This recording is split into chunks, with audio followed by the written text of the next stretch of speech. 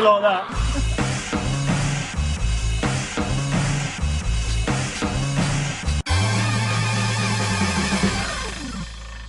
Hi, I'm Stuart. And I'm Paul. And welcome to Best of British, and this week it's a bit different from what we normally do. We normally kind of choose a film and review that. Yeah. We're actually at the Horror on Sea Festival in Southend-on-Sea. It's the second year it's been running. And we were lucky enough that our film Rats and Frostbite, our proof of concept trailer, got into the festival, which is fantastic because we got a chance to see it on the big screen with an audience and gauge how they react to it. So we thought we'd just make a proof of concept trailer for now, which is the results you'll see here, which was the effort of a lot of people. So I hope you enjoy it. It's just crazy fun, really. So thanks. So at the festival there's quite a lot going on, really, wasn't there? There's been a whole kind of demonstration of all the makeup and the special effects that go into creating lots of different zombies. Yeah, by Silent Studios, who I found out did the Resident Evil 6 live action trailer.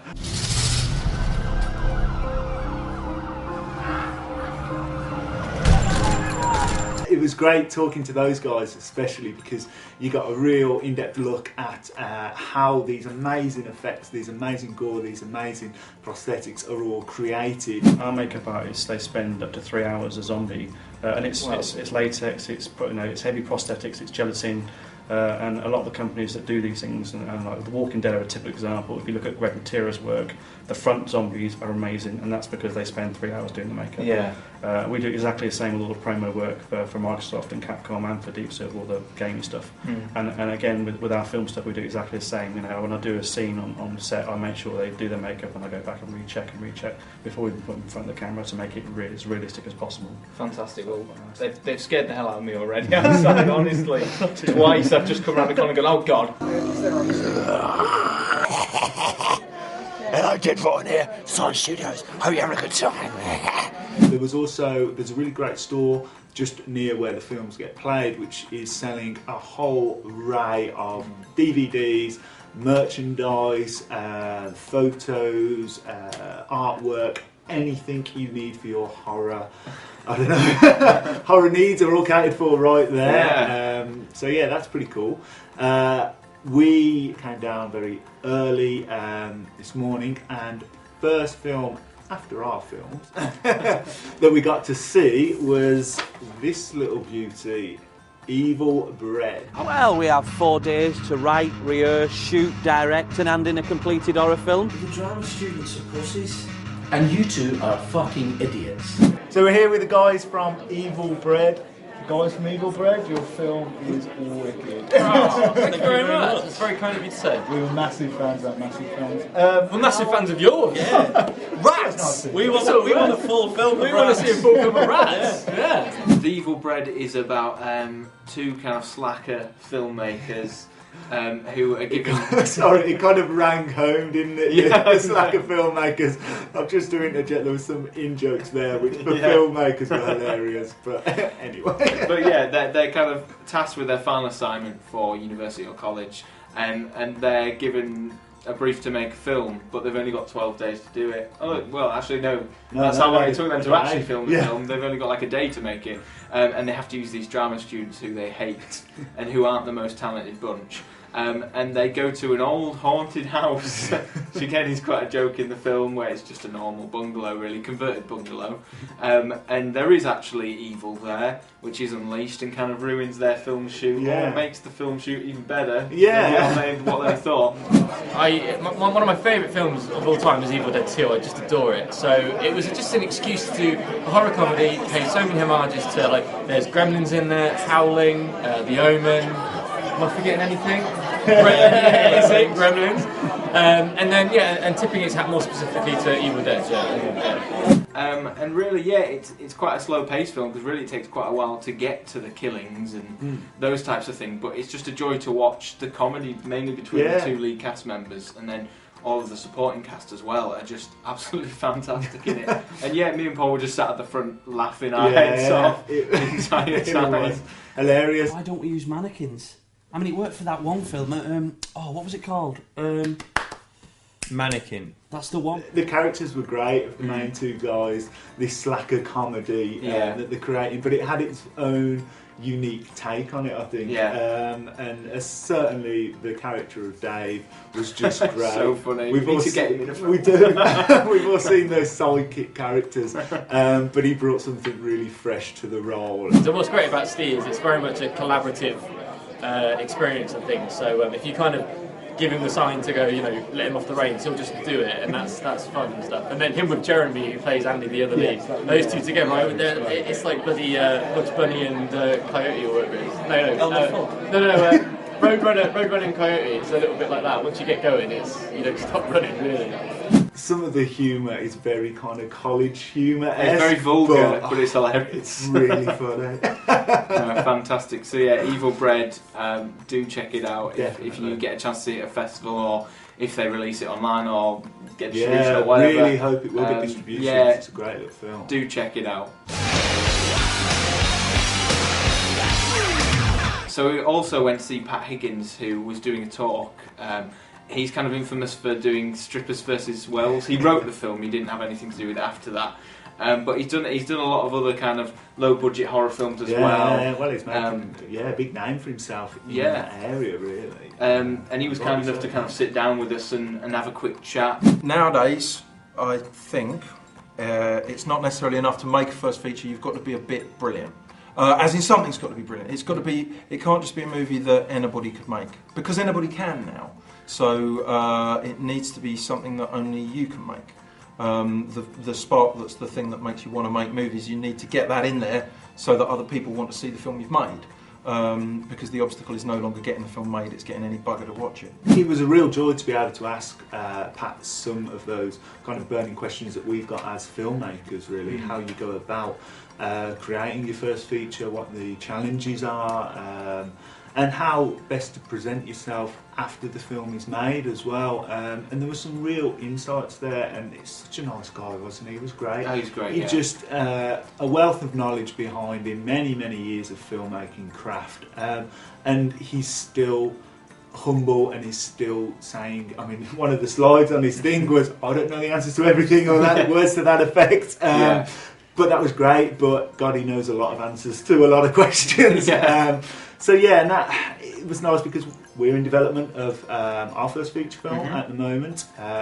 So to be able to draw on those experiences from someone who's been there was a real joy. And if you get the opportunity, the masterclasses that he's done from last year are actually online at the moment. And in fact, viewers, you can go and watch last year's live show, Werewolves, Cheerleaders and Chainsaws.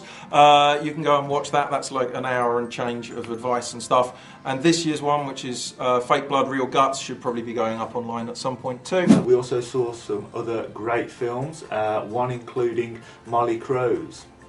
People did something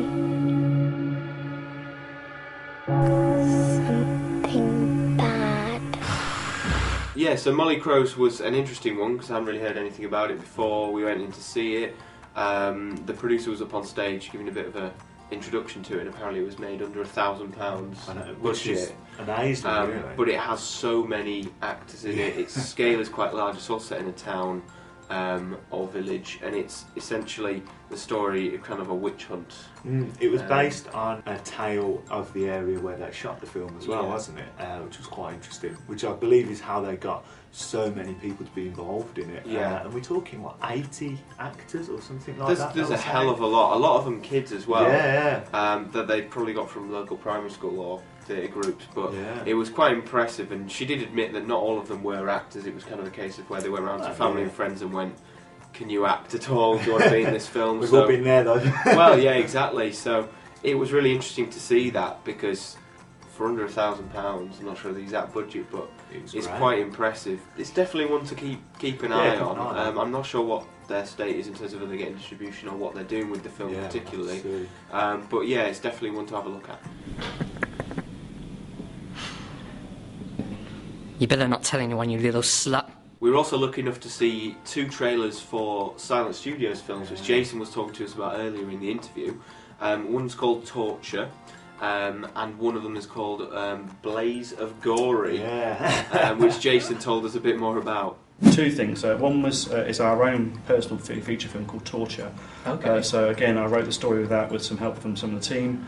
And literally that's about, it's like Saw versus Hostel. It's kind of, I wanted to come up with something that was really taboo. So that's being filmed now at the moment. Okay. So that'll be out probably next year. Blaze of Gory is 10 stories that was written by a 12-year-old, believe it or not. A 12-year-old girl wrote these stories, took them to school as stories, and the teachers was that disgusted with her. They sent her home and got her parents in it. It was horrific. So she's now 17, 18, and the guy who's collecting all of them together, Dave Davis, who's also part of our team now. He's one of my cameramen and also associate director. He's a genius, and he's given me the wraparound segment. So we've got 9 stories. And the framing narrative. Yeah, I have to do the framing that's narrative. Fantastic. Now, the one person we did get, which is a friend of mine and David's, is Emily Booth. So she stars in this movie, and she's the horror queen. Everyone knows who she is. So she acts as a mother, concerned about her daughter, and it's an Exorcist type kind of segment. But she, she's done in this segment something she's never done before. She plays a mother. She cries. She's sick. She's emotional. Whereas usually she's quite a hardcore horror girl. Goes out there, kills people. So for her, a new role. So a dream to work with.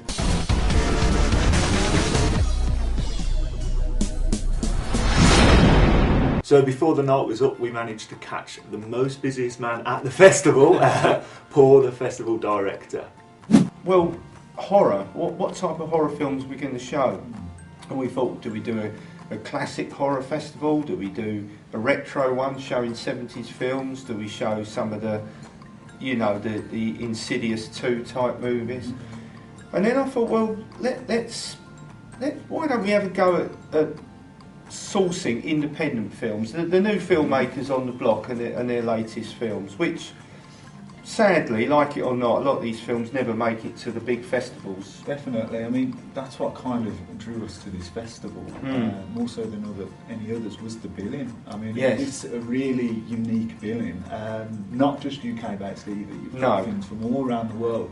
So yeah, as you can see, Paul was a fantastic guy. He's clearly got a passion for horror films.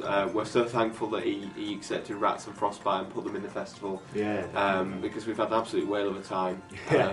And he clearly puts a lot of effort into this. He cares, doesn't he? Yeah, really definitely. Cares. Filmmakers are all coming to introduce their first films. They're meeting with other filmmakers. And it seems a really nice atmosphere as well. It's chilled. Yeah, definitely.